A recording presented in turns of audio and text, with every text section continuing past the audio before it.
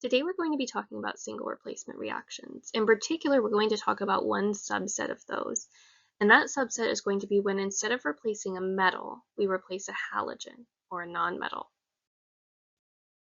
We're going to use the same activity table or activity series that we would use when doing metals. However, we have the activity of the halogens over here. When we think about single replacement reactions, we probably think about this first pattern here. A plus BC goes to AC plus B. A comes in, replaces B, and then we get AC and B all by itself. Now, if A is a metal, that is the pattern that this reaction takes. So if A is a metal, it needs to replace the metal. And we know from ionic compounds that they are generally written cation first, anion second. And that means that B is our cation and C is our anion. Cations tend to be metals, so A is going to come in and replace that metal. However, there is a second pattern that we can have, and that's when we have a nonmetal as A.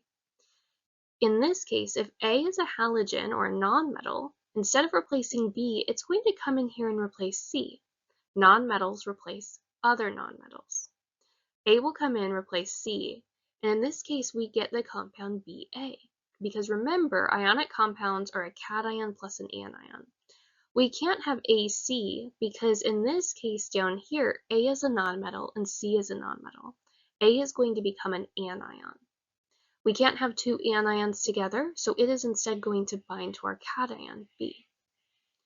We then have C all by itself over here. The pattern overall is the same, so a single thing is being replaced, like the name single replacement, but it is a slightly different skeleton reaction that we're looking at. Now I have a reaction here. Cl2 plus NaBr, or chlorine plus sodium bromide. Just like when we use the activity series for the metals, the halogens are the same. We have our reactivity. In this case, fluorine is more reactive than chlorine, and we can go down this list. We need to check for chlorine and bromine because this is our A and C.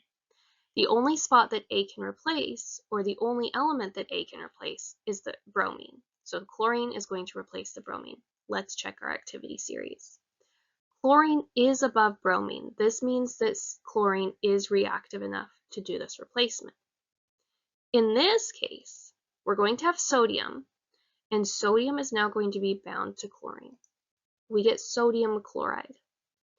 Now, even though there are two chlorines right here, and it says Cl2, this is because this is a diatomic molecule. In the case of sodium chloride, sodium is +1, chlorine is -1. So the formula for sodium chloride is NaCl. Then we know that our bromine, in this case our C, is going to come and sit by itself. We get plus bromine, but we're not quite done. Bromine is another diatomic molecule, so we get Br2. Just as a refresher of our diatomic molecules, I have our mnemonic that we've used. He found big cows in our neighborhood for hydrogen, fluorine, bromine, chlorine, iodine, oxygen, and nitrogen. However, sometimes this gets a little bit confusing because there's multiple elements with some of these letters. So for example, with H, is it hydrogen? Is it helium? We know it's hydrogen, but sometimes that can get confusing. B, well, that is the symbol for boron, and C is the symbol for carbon, but instead we're trying to mean bromine and chlorine. It can get a bit confusing.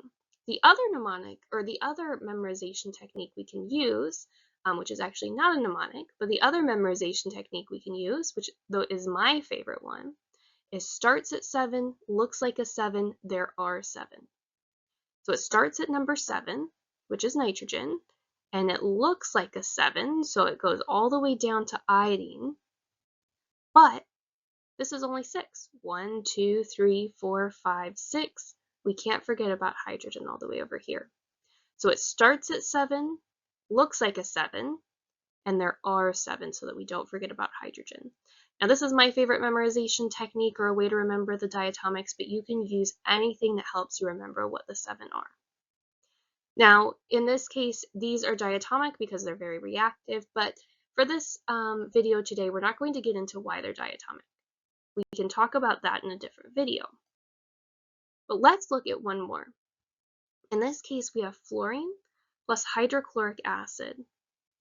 Fluorine is way up here and it is above chlorine. That means this reaction is going to proceed.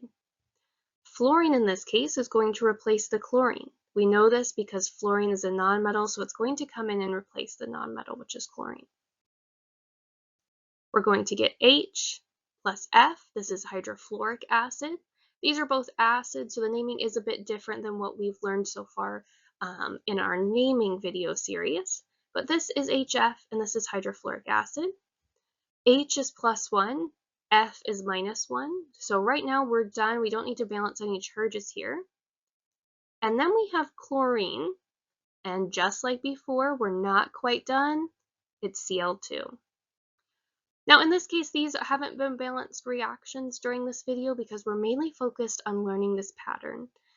In later videos, we'll talk more about these reactions and we'll do some balancing practice. But let's do one last one. We have iodine and we have HCl, which is hydrochloric acid. Let's go over to our activity series. Chlorine is right here and iodine is right here. Iodine is less reactive than chlorine.